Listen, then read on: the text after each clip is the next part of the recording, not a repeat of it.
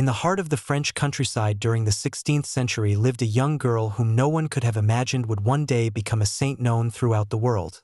Poor, sickly, and often rejected, Germaine Cousin lived a humble and hidden life. Yet her unwavering trust in God transformed her existence into an extraordinary witness of faith, patience, and love. Germaine was born in 1579 in Pibrac, near Toulouse. From birth, she was marked by suffering. Her mother died when she was still very young, and she suffered from a disease known as scrofula, which affected her health and especially one of her hands. After her mother's death, her father remarried. Unfortunately, her stepmother treated her harshly and considered her a burden. Germaine was often isolated, received little affection, and was assigned the most difficult tasks. Assigned to watch the family sheep, Germaine spent long days alone in the fields.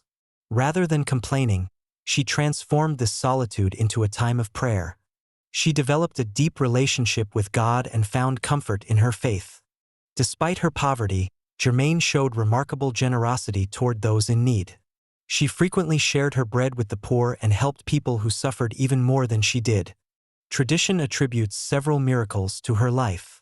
One of the most famous occurred when her stepmother accused her of stealing bread intended for the family in order to give it to the poor.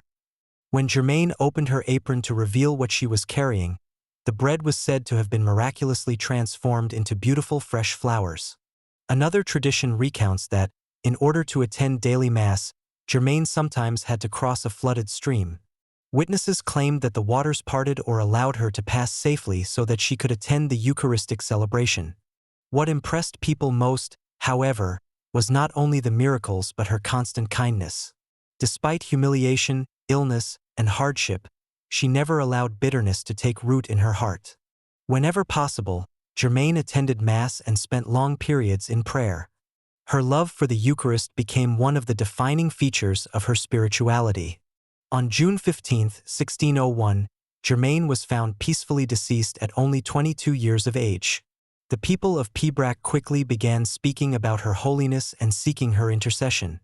When her body was exhumed several decades later, it was reportedly found remarkably preserved.